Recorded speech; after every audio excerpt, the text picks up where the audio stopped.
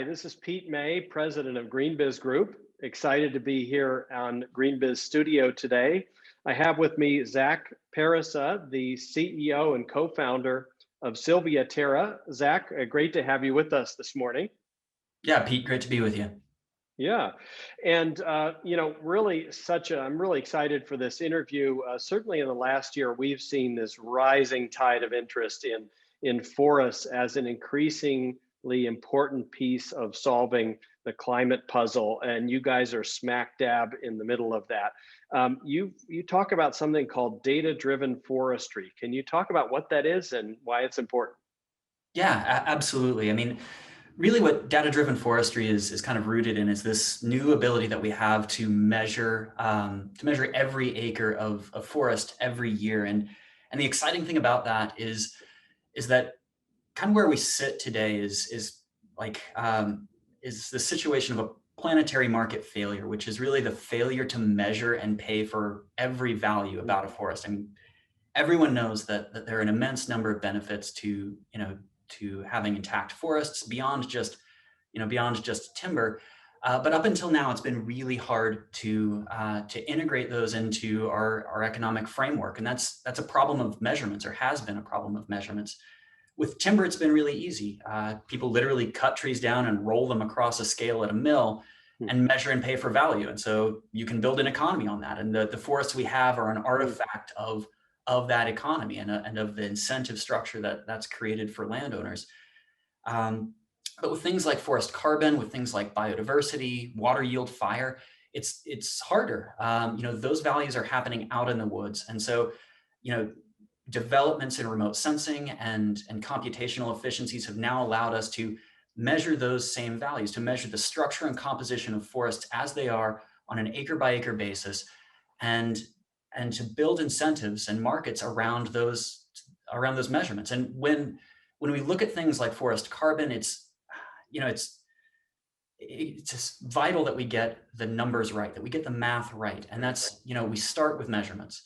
And that's what we've been focused on at SilviaTerra. And that's why we're so excited about the developments that are happening now to really push forward these innovative and bold science-based solutions, and to make sure that forests can be part of the solution. They absolutely, from a biological standpoint, forests are an incredible carbon sink. They can pull down carbon from the atmosphere, but in order to pay for and get additional carbon into forests, we have to get the measurements right. And so when we talk about data-driven forestry, that's what we're talking about, Yeah. really integrating every benefit.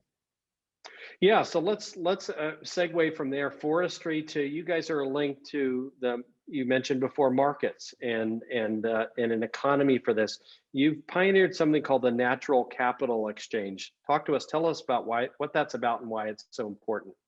Yeah, absolutely. So just like we were talking about a moment ago, there are so many benefits to forests beyond just timber, but to actually integrate those into the decisions that people are making, we have to get the incentives right. We have to sort of clarify the opportunity for landowners. And that's what we're doing with the Natural Capital Exchange. It is a data-driven marketplace that helps landowners of all sizes easily participate to start forest carbon markets and to really begin to address this planetary market failure. And you could look at this as, I've had some folks that we're working with call it, forest carbon 2.0.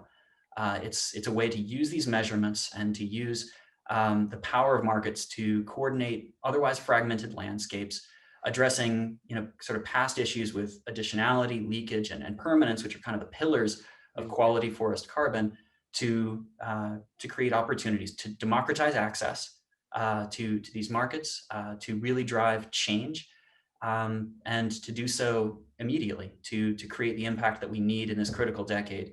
To move this Yeah. forward. So this is obviously very topical, and it's an area that a lot of our larger corporate customers are asking us questions about. You worked with Microsoft in particular around your data set and a pilot project. Can you tell us a little bit about that and how they were a strategic partner on this? Yeah, absolutely. So yeah, Microsoft's been an amazing partner as we've been developing some of this. We started working with them a number of years ago just to just to move these measurements forward. I mean, they saw the same opportunity that we did, or that we have, and obviously have been a real leader in the in the community of thought on nature-based solutions and on carbon in carbon in particular. So we developed BaseMap, which is was the first high-resolution map of acre by acre map of forests that includes Mm. structure and composition down to the size and species of every tree. We produced that a number of years ago, and then immediately went to work with them on a pilot to use that information to measure and pay for value, to make it possible for every acre and every landowner to be part of these markets every year. And so that pilot wrapped up this last year.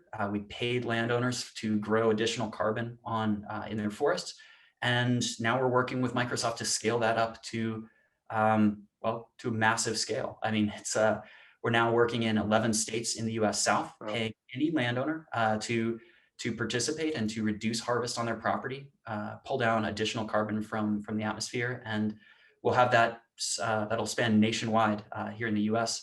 by the end of this calendar year. So it's really, it's been exciting working with them, and they've really catalyzed a lot of positive movement in this community. Yeah, that's so great. We find often in our space, there's a lot to be pessimistic about. There's a lot to be really excited about because the scope of the problem is on climate change is enormous, but many of the solutions are very exciting as well. Tell us about where you are on that spectrum and what gets you excited about our space.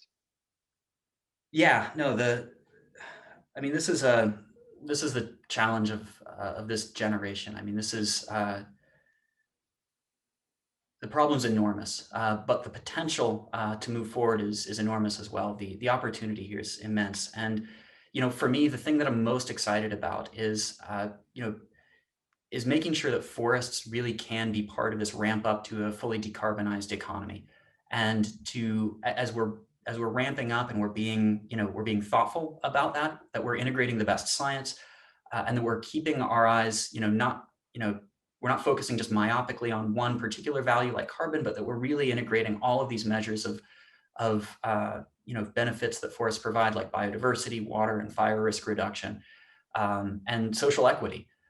So making sure that we have full participation in this, and that we can really put carbon and these other benefits on the same economic footing as timber, and we can start to develop the forest of the future that our society actually needs. Forests are going to be part of the solution. They're not going to be the entire thing, but they certainly can be one of the first best options for beginning this ramp towards a full solution here. So we're just glad to be part of that. We've been really excited to kind of work with the community of thought on pushing the science forward, on making progress towards bold, innovative solutions. So Yeah. yeah. Well, I love so much about what you're doing. I love the deep data in forests, and I love mapping that also to an economic model that's really exciting. So, Zack Parisa, CEO of SilviaTerra, great to have you on board with us today. Yeah, great to be with you today, Pete. Really appreciate Great. it.